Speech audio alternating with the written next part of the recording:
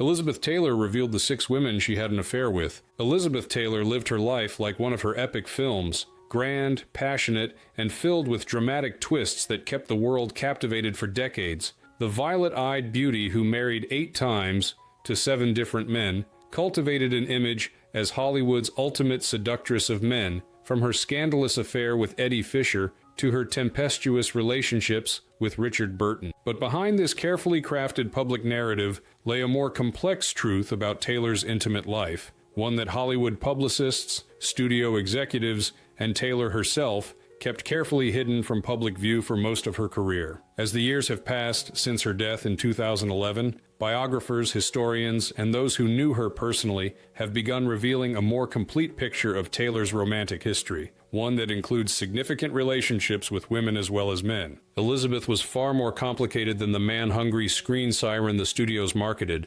revealed a former MGM publicist who worked closely with Taylor during her peak years. Her appetites for love, for connection, for passion, couldn't be confined to the narrow boundaries of what was considered acceptable for a female star in that era. This more nuanced understanding of Taylor's sexuality has emerged through decades of research, confidential interviews with those in her inner circle, and the gradual relaxation of the ironclad secrecy that once governed Hollywood's treatment of its stars' private lives. What has become increasingly clear is that Taylor's romantic history included significant relationships with women, connections that ranged from brief, passionate encounters to deeper emotional attachments. Elizabeth didn't see love in terms of categories or labels, explained a close friend who knew Taylor for over 4 decades. She fell in love with people who intrigued her, who matched her intensity, who weren't afraid of her power. Sometimes those people were men, sometimes they weren't. Today, we explore the most significant of these relationships.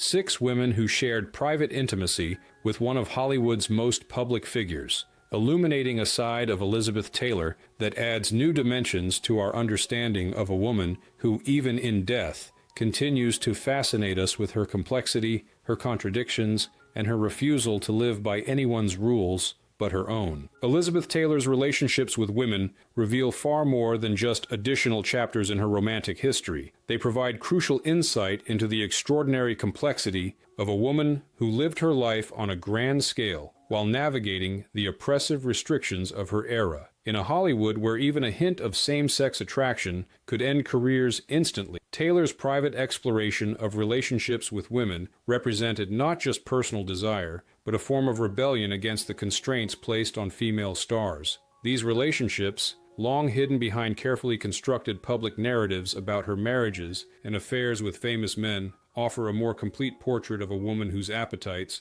for love, for experience, for authentic connection were as outsized as her legendary beauty and talent.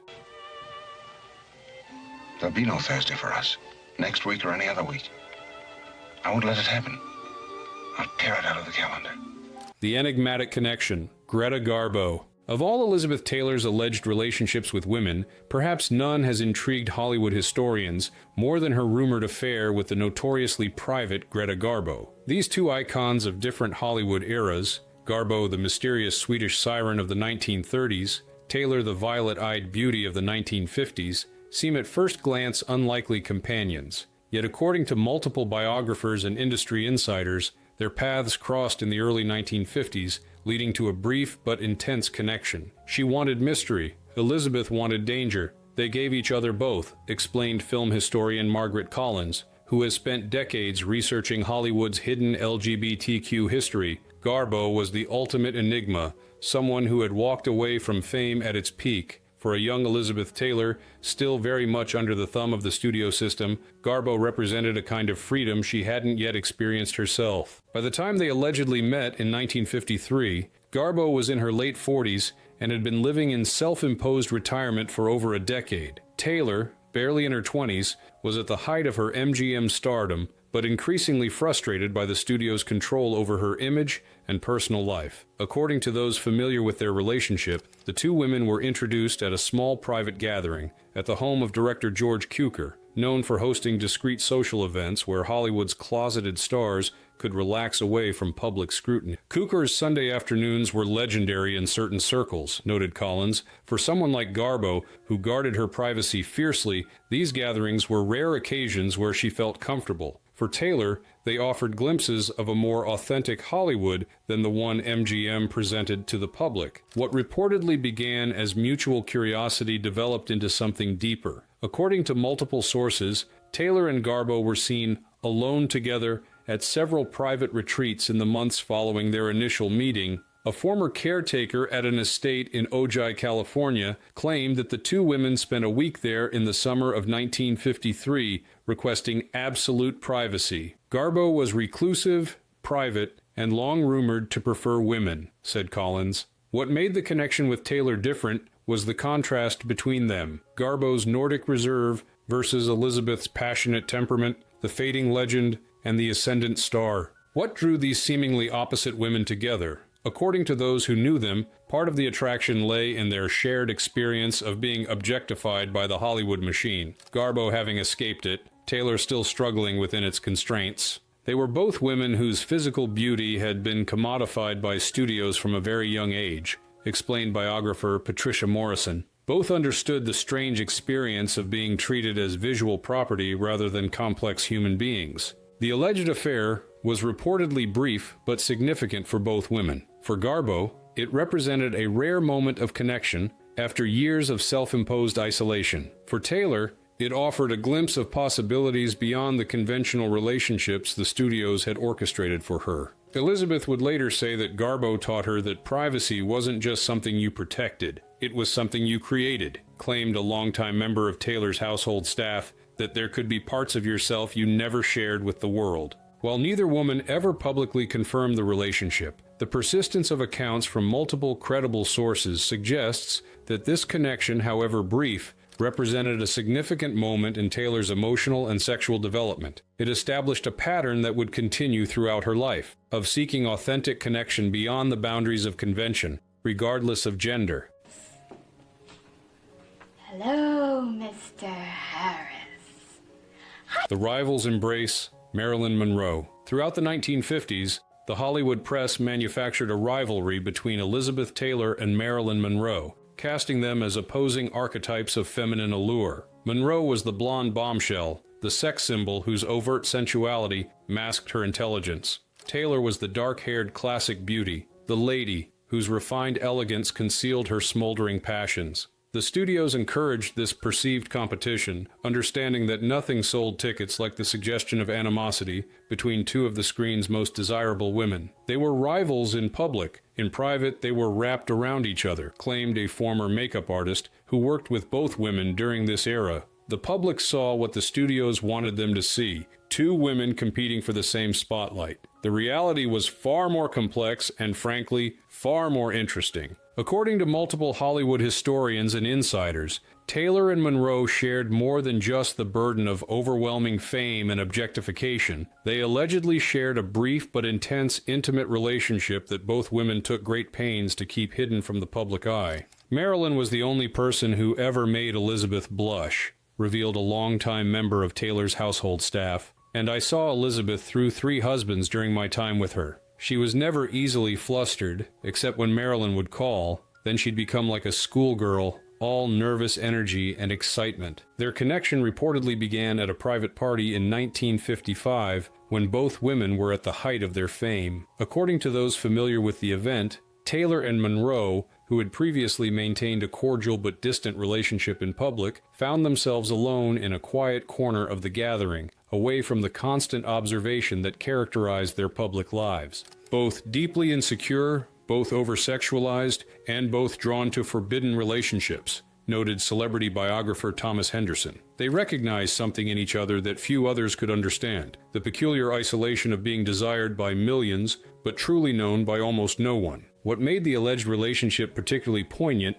was how it contradicted the studio-manufactured rivalry. While the press pitted them against each other as competitors, Taylor and Monroe supposedly found in each other a rare understanding and acceptance that their public lives rarely allowed. Elizabeth was fascinated by Marilyn's vulnerability, by the contrast between her public image and her private self. explained a former assistant to Monroe, and Marilyn was drawn to Elizabeth's strength, her ability to command respect in an industry that had only ever asked Marilyn to be decorative. Their encounters were reportedly few, but meaningful, arranged with elaborate secrecy given the career-ending potential of such a relationship becoming public in the deeply homophobic 1950s. According to multiple sources, they would meet at private homes belonging to trusted friends, always arriving and departing separately to avoid any suggestion of connection beyond casual professional acquaintance. There was genuine tenderness between them, claimed the former makeup artist. Not just physical attraction,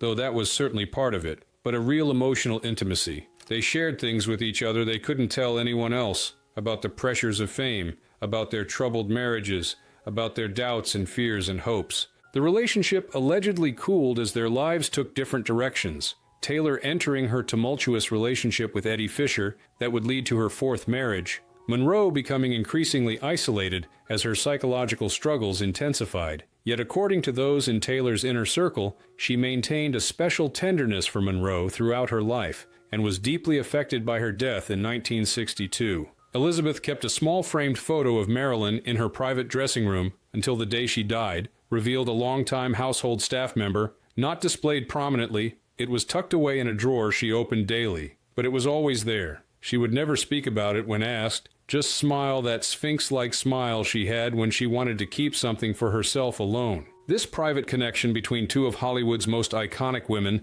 suggests a far more complex reality than the simplistic rivalry narrative promoted by the studios. In each other, Taylor and Monroe allegedly found not competition, but compassion, not jealousy, but genuine understanding, a brief but significant connection that offered both women a rare moment of authenticity in lives largely defined by carefully constructed public images. So did I.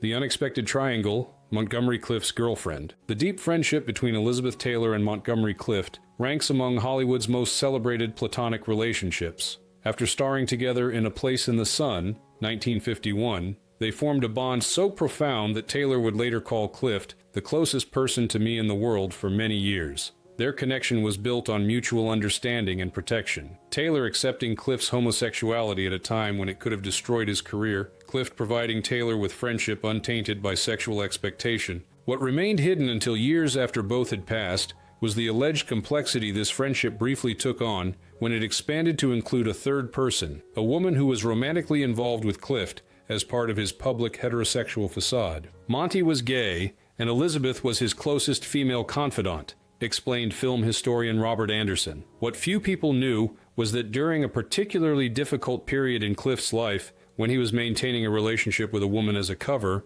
the boundaries between these relationships allegedly became fluid in ways that surprised all three people involved. According to multiple sources familiar with the situation, the woman, whose identity remains protected by those who know her story, was not simply a beard for Clift, but someone for whom he had genuine affection, if not sexual attraction. Their relationship, while not romantic in the conventional sense, represented a complex emotional partnership during a time when Clift was under intense scrutiny from studios concerned about rumors regarding his sexuality. She wasn't just playing a role, she genuinely cared for Monty, understood his situation, and had created a life partnership with him that worked for both of them. Anderson continued, "It was an arrangement born of necessity, but sustained by real connection." The situation allegedly took an unexpected turn during a period of crisis for Clift, following his devastating 1956 car accident that left him with injuries that would affect him for the rest of his life. Taylor, who had been dining with Clift just before the accident,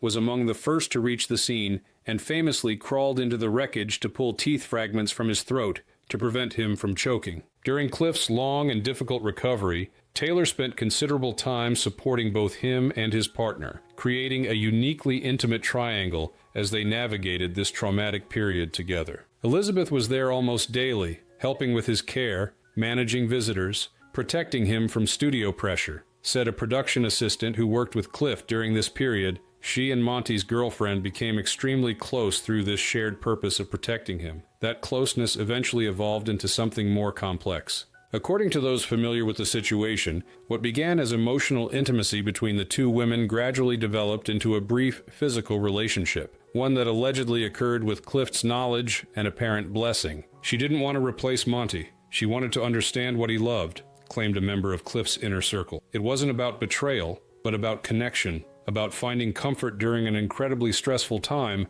when all three were united in their concern for Monty's well-being. The alleged relationship remained extremely private, even within Hollywood's insider circles. Unlike some of Taylor's other rumored relationships with women, this connection seems to have been known to very few people beyond those directly involved. Never confirmed, but multiple studio insiders have hinted at a strange triangle, noted Anderson. What makes this situation particularly fascinating is how it defies simple categorization. It wasn't just about physical attraction, but about the complex emotional bonds between three people navigating extraordinary circumstances together. The relationship reportedly ended naturally as Clift's recovery progressed and the immediate crisis passed, with all three maintaining close connections but returning to their prior relationship dynamics. According to those familiar with the situation, there was no drama or conflict in its conclusion, simply a recognition that it had been a response to specific circumstances rather than a sustainable arrangement. This episode, if the accounts are accurate, reveals yet another dimension of Taylor's approach to intimacy and connection, one that prioritized emotional authenticity over conventional boundaries or expectations. It suggests a woman whose capacity for love and care couldn't be contained within traditional relationship structures, who found ways to express affection and provide support that defied simple categorization. She didn't want to replace Monty. She wanted to understand what he loved. This perspective offers insight not just into this specific situation, but into Taylor's broader approach to relationships throughout her life, an approach characterized by curiosity, emotional openness, and a willingness to follow connections wherever they might lead, regardless of social convention or expectation. What are you doing here so early, dear? I thought the plastic surgery seminar was in Switzerland. The staff betrayal, Eddie Fisher's secretary. Elizabeth Taylor's relationship with Eddie Fisher began in scandal. She was widely condemned for stealing him from her friend Debbie Reynolds, and ended in even greater scandal when she left him for Richard Burton. What remained hidden within this very public marital drama was yet another layer of complexity. Taylor's alleged affair with Fisher's young personal secretary during the latter part of their marriage. During her marriage to Fisher, Elizabeth reportedly had an affair with his much younger personal assistant, revealed a former studio publicist who worked closely with the couple. It was the kind of situation that would have created front-page scandals today, but in that era, there were still some secrets the press either didn't know or wouldn't print. According to multiple sources familiar with the situation, the relationship began sometime in 1960, as Taylor's marriage to Fisher was already showing signs of strain. Fisher's personal secretary, a woman in her early 20s described by those who knew her as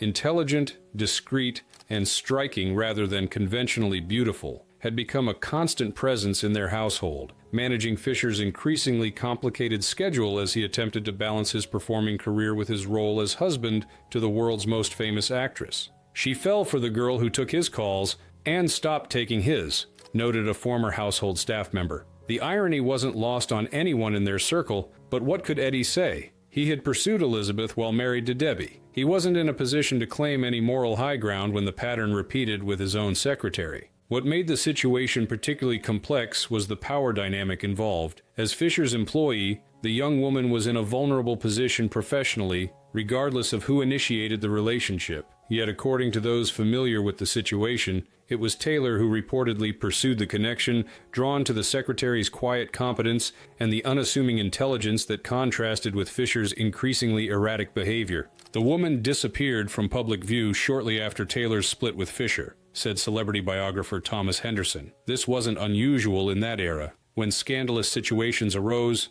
studios were extraordinarily efficient at making potential problems vanish, usually with financial settlements tied to ironclad confidentiality agreements. What distinguished this alleged relationship from simple opportunism was its reported emotional intensity. According to those in Taylor's orbit during this period, she developed genuine feelings for the young woman, feelings that complicated her already troubled marriage to Fisher and may have contributed to its accelerated collapse. Tabloid whispers say the affair was intense and emotionally volatile, Henderson continued. By most accounts, it wasn't just physical attraction, but a deeper connection. The secretary apparently offered Elizabeth something she wasn't getting in her marriage: attentiveness, emotional stability, intellectual engagement. Fisher was increasingly consumed by his own insecurities about living in Elizabeth's shadow, while this young woman seemed comfortable in herself despite her relatively modest position. The relationship reportedly continued even as Taylor began work on Cleopatra,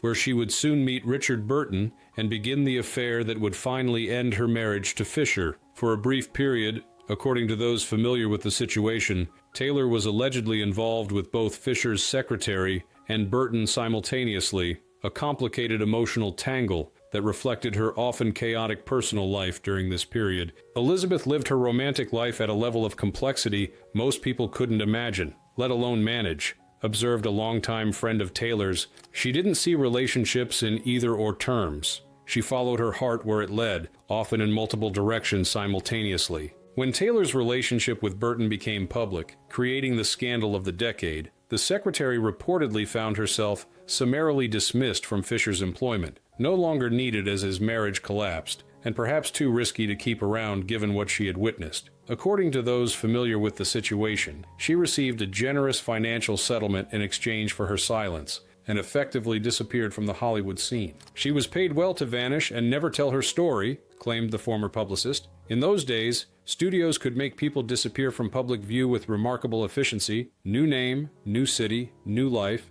all arranged and financed, provided you kept your mouth shut about what you'd seen or experienced. This pattern of relationships with staff members would reportedly continue throughout Taylor's life, creating complex situations where professional boundaries blurred with personal intimacy. While potentially problematic from a modern perspective regarding power dynamics, these connections revealed Taylor's tendency to form attachments based on personal chemistry and emotional resonance rather than social status or convention. She fell for the girl who took his calls and stopped taking his. This observation captures the essence of Taylor's approach to relationships throughout her life, following her heart wherever it led, regardless of external expectations or conventional boundaries, creating a romantic history far more complex and nuanced than the public narrative of serial marriages to famous men would suggest. Now you look here, Leslie. You are my wife.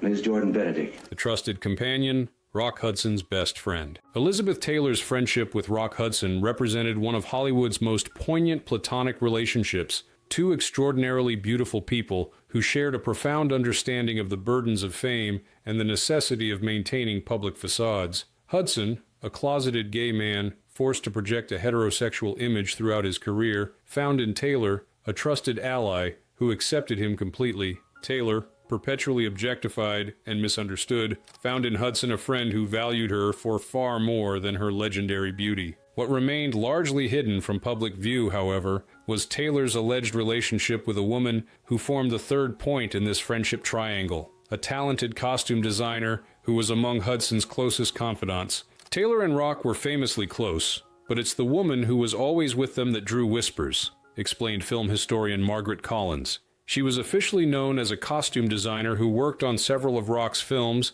but within their private circle, she was much more than that. She was his emotional support system, his trusted confidant, and eventually, allegedly, Elizabeth's lover as well. According to multiple sources familiar with their relationship, the woman, whose professional contributions to Hollywood costume design were significant in their own right, had been part of Hudson's protective inner circle for years before Taylor entered the picture. As one of the few people with whom Hudson could be completely himself, she occupied a uniquely trusted position in his life. When Taylor and Hudson became close friends during the filming of Giant, 1956, this costume designer was a constant presence, initially serving as a bridge between them, then developing her own independent friendship with Taylor. According to those familiar with the situation, what began as a friendship eventually evolved into something more intimate. She and Elizabeth reportedly shared a travel companion arrangement for several years, noted Collins. In an era when female stars were expected to be perpetually available to male attention, having a female travel companion was actually a practical arrangement that provided both companionship and protection. It allowed Elizabeth to travel with someone she trusted implicitly, who could shield her from unwanted advances and provide emotional support without the complications that came with male escorts. This travel companion arrangement allegedly developed into a romantic relationship that continued intermittently for several years, conducted with extraordinary discretion, given both women's public profiles. According to those familiar with the situation, Hudson was not only aware of the relationship, but supportive of it, seeing in their connection an extension of the trust and affection that defined his own friendships with both women. One ex-assistant claimed, "It wasn't about labels. It was about intimacy on her terms," said Collins. This seems to have been Elizabeth's approach to relationships throughout her life, following authentic connections where they led, without feeling constrained by conventional categories or expectations. What made this relationship particularly significant was its longevity compared to some of Taylor's other alleged relationships with women. While many were brief encounters or short-lived affairs, this connection reportedly continued on and off for several years, creating a stable emotional attachment that paralleled some of her marriages rather than simply complementing them. The relationship allegedly cooled naturally rather than ending in conflict, with both women maintaining a lifelong friendship even after the romantic aspect had concluded. According to those familiar with the situation, there was never any animosity or drama surrounding the shift back to friendship, simply a natural evolution of a connection that had always been based primarily on mutual respect and affection. One of the most telling aspects of this relationship was how it integrated with Elizabeth's public life, observed Collins. Unlike some of her more secretive connections, this woman was openly part of her social circle, photographed with her at events, included in gatherings with other celebrities. The romantic nature of their relationship was carefully concealed, but the woman herself was hiding in plain sight as a close friend and trusted colleague. This pattern of maintaining intimate relationships within her professional circle reflected Taylor's practical approach to navigating the constraints of fame. By developing connections with people who already had legitimate reasons to be in her orbit, she created spaces where privacy was possible even within her very public life. One ex-assistant claimed, "It wasn't about labels, it was about intimacy on her terms." This observation captures the essence of Taylor's approach not just to this specific relationship, but to intimacy throughout her life, prioritizing authentic connection and emotional resonance over conventional categories or social expectations, creating a personal life as complex and multifaceted as the extraordinary woman herself. You use the face.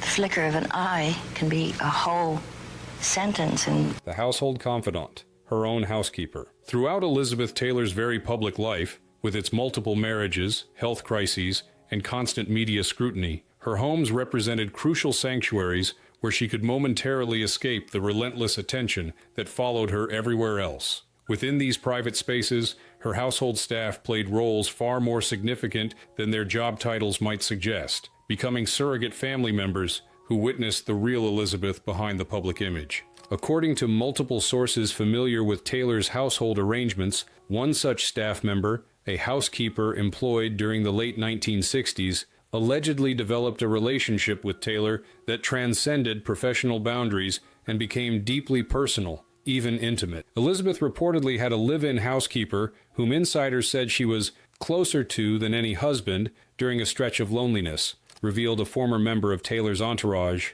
This wasn't just friendly employer-employee affection. By multiple accounts, it evolved into a genuine romantic relationship that lasted nearly 2 years. The relationship allegedly began during a particularly difficult period in Taylor's life, following her first divorce from Richard Burton in 1974. Having lost the great passion of her life and still recovering from various health problems, Taylor reportedly found herself deeply isolated despite her fame and fortune. According to those familiar with the situation, the housekeeper, described as an attractive woman in her 30s with a quiet dignity and discretion, provided emotional support that gradually evolved into something more intimate. Gifts, private travel, even alleged shared hotel rooms, noted celebrity biographer Thomas Henderson. The pattern became obvious to anyone in Elizabeth's inner circle. Though it was kept completely hidden from the public, the woman would accompany Elizabeth on trips, allegedly sharing her suite while officially registered in a separate room. They would spend evenings alone together when Elizabeth declined social invitations.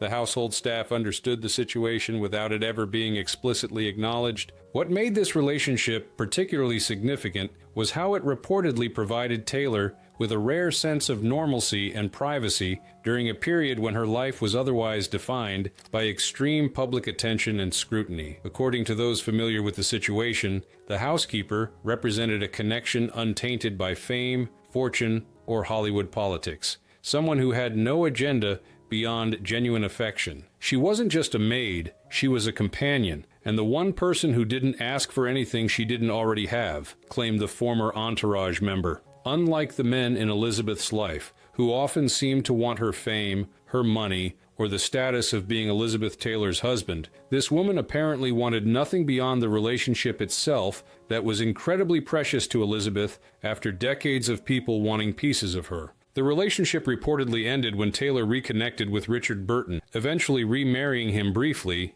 in 1975. According to those familiar with the situation, the housekeeper was let go with a generous severance package and strict confidentiality agreements. After being dismissed, the woman was given a very generous settlement, an NDA, Henderson explained. This was standard practice in Hollywood, paying handsomely for silence about the private lives of stars. The settlement allegedly included a house in a different state, financial security, and legally binding commitments never to discuss her relationship with Taylor. This pattern of relationships with household staff appeared repeatedly throughout Taylor's life. According to multiple biographers and insiders, the unique intimacy created by sharing daily life with someone who sees you at your most vulnerable, without makeup, without public persona, often literally naked, created connections that sometimes transcended professional boundaries. Elizabeth's homes were her only true sanctuaries, observed a longtime friend of Taylor's. The people who shared those spaces with her saw the real woman, not the movie star,